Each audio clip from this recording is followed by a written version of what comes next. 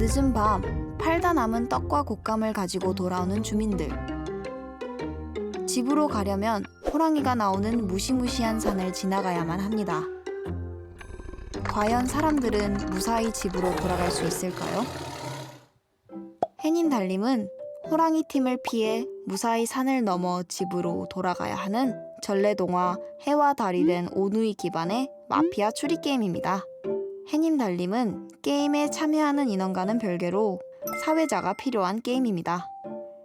게임은 최대 30분 정도 진행이 되며 최대 인원은 10명, 12세 이상이 이용하는 것을 권장합니다.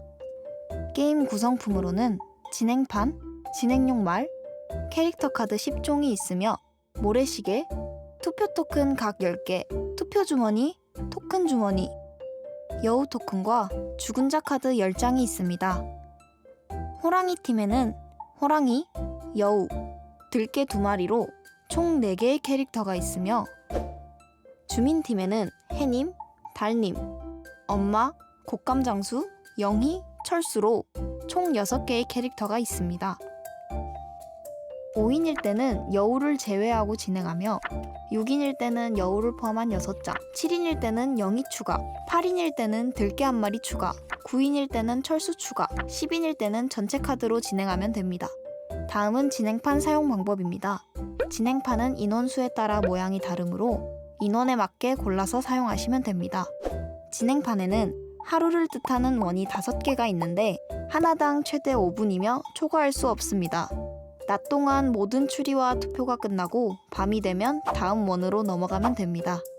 5개의 원 중에 구름이 그려진 원에서는 낮에 투표로 최대 2명까지 심판이 가능합니다. 하지만 꼭 2명을 채워서 심판할 필요는 없습니다. 상황에 맞게 플레이어들이 판단하여 진행하면 됩니다. 5일이 모두 지나고 6일이 됐을 때에도 호랑이 팀을 모두 잡지 못하면 호랑이 팀의 승리가 됩니다. 반대로 5일이 모두 지나기 전에 호랑이 팀을 전부 잡는다면 주민팀의 승리입니다. 다만 주민팀이 승리를 했을 때 호랑이 팀에서 해님이 누구인지 찾는다면 주민팀은 역전패를 당하게 됩니다. 해님은 자신의 정체를 들키지 않게 잘 해야겠죠? 게임 준비를 해볼까요? 먼저 인원수에 맞는 진행판을 가운데 놓고 토큰들과 모래시계를 그 옆에 놓습니다. 그리고 주머니 2개와 죽은 자 카드는 반대편에 놓습니다. 사회자가 인원수에 맞게 카드를 준비하고 잘 섞은 다음 참여자들에게 나누어 줍니다. 캐릭터 카드를 받은 참가자들은 카드를 확인합니다. 이때 본인이 어떤 캐릭터를 맡았는지는 절대 다른 사람들에게 알리면 안 됩니다. 캐릭터에 대한 묘사를 해서도 안 됩니다. 받은 카드는 잘 숨겨서 보관해주세요. 이제부터는 사회자의 지시에 잘 따라주시면 됩니다. 이 뒤에 나오는 말은 사회자가 외쳐주시면 됩니다. 모두 눈을 감고 주먹을 쥐고 앞으로 뻗은 다음 가만히 계세요. 호랑이 팀은 눈을 뜨고 서로를 확인해주세요. 이때 호랑이 팀만 눈을 뜨고 서로를 확인하면 됩니다. 호랑이 팀은 눈을 감고 호랑이와 엄마는 주먹 쥔 손에 엄지를 세우세요. 해님은 눈을 뜨고 엄마가 누군지 확인하세요. 해님은 눈을 감고 모두 엄지를 오므리세요. 해님과 여우는 엄지를 세우고 달님은 눈을 뜨고 해님이 누구인지 확인하세요. 달님은 눈을 감고 모두 엄지를 오므리세요. 낮이 되었습니다. 이제 모두 눈을 뜨세요. 라는 사회자의 멘트가 나오면 게임이 시작됩니다. 이제 플레이어들은 호랑이 팀이 누구인지 추리를 해야 합니다. 주어진 시간은 단 5분.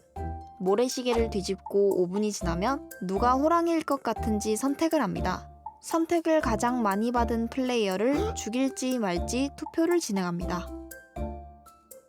사회자가 투표 토큰 2개를 참여자 전원에게 나누어 줍니다. 선택된 플레이어가 호랑이라고 생각되면 빨간색 토큰을, 호랑이가 아닌 것 같다고 생각한다면 초록색의 반대 토큰을 투표 주머니에 숨겨서 넣어줍니다. 투표 토큰을 모두 투표 주머니에 넣었다면 들고 있는 남은 토큰은 숨겨서 남은 토큰 주머니에 넣어줍니다. 사회자는 이 주머니 2개를 잘 흔들어 주세요. 잘 흔들어 준 뒤 투표 주머니에서 토큰을 꺼내 결과를 확인합니다. 결과가 찬성이 동점이거나 과반수 이상일 경우 선택된 플레이어는 사망하게 됩니다. 이때 사회자는 호랑이만 정체를 밝히고 나머지는 무고한 주민이 죽었다고 말합니다. 반대표가 과반수 이상일 경우 플레이어는 생존하게 됩니다. 이때는 어느 팀인지 알려주지 않고 밤으로 넘어가면 됩니다. 게임은 7인일 때까지는 호랑이와 여우가 죽으면 끝이 나지만 8인 이상일 때는 들깨 캐릭터가 추가가 되는데 호랑이와 여우가 죽고 나서 들깨가 한 마리라도 죽으면 게임이 끝이 납니다. 들깨 캐릭터가 2장이 들어간 10인일 때 들깨인 플레이어가 1명이라도 죽게 된다면 남은 들깨가 살아있어도 게임이 끝난다는 소리죠. 낮이 지나고 밤이 되면 모든 플레이어가 엎드립니다. 그리고 진행자가 외쳐주세요 라고 하면 참여 인원 전원이 외칩니다. 떡 하나 주면 안 잡아먹지. 외침이 끝나면 호랑이가 눈을 뜨고 사냥감을 선택합니다. 진행자는 잘 기억해두고 호랑이는 엎드립니다. 사회자가 엄마는 일어나서 떡을 줄 상대를 선택하세요 라고 하면 엄마가 일어나서 선택하고 다시 엎드립니다. 그 뒤에 곶감 장수도 멘트에서 떡을 곶감으로 바꿔서 진행하면 됩니다. 첫 번째 밤에는 호랑이, 엄마, 곶감 장수 순서대로 사회자의 진행에 따라 능력을 사용하면 됩니다. 두 번째 밤부터는 호랑이와 엄마 사이에 여우 차례가 들어갑니다. 사회자가 여우는 눈을 뜨고 능력 사용 여부를 알려주세요 라고 하면 눈을 뜨고 OX로 사용할 건지 알려주면 됩니다. 사용할 시에는 유혹할 상대를 선택하면 됩니다. 선택받은 플레이어는 다음 밤에 능력을 사용할 수 없습니다. 캐릭터 정체를 숨기기 위해서 사회자는 호랑이를 제외하고 누가 죽거나 능력을 잃어도 밤 진행 멘트는 동일하게 해주시면 됩니다. 다만 능력을 사용한 여우는 다음 밤부터 멘트에서 제외가 됩니다. 낮이 되면 사회자는 참여자들에게 결과를 알려줍니다. 네모가 호랑이에게 살해당했습니다. 또는 세모가 여우에게 홀려 이번 밤에 능력을 사용할 수 없습니다. 호랑이가 사냥에 실패하였습니다 라고 말하면 됩니다. 플레이어가 투표 또는 능력으로 사망하게 된다면 사회자는 사망한 플레이어에게 죽은 자 카드 한 장을 쥐어줍니다. 죽은 자 카드를 받은 플레이어는 어떠한 말도 어떠한 제스처도 할 수 없습니다. 자, 이렇게 5개의 원이 모두 지나고 게임이 끝이 났습니다. 지금까지 마피아 보드게임 해님 달림에 대한 설명을 해드렸습니다.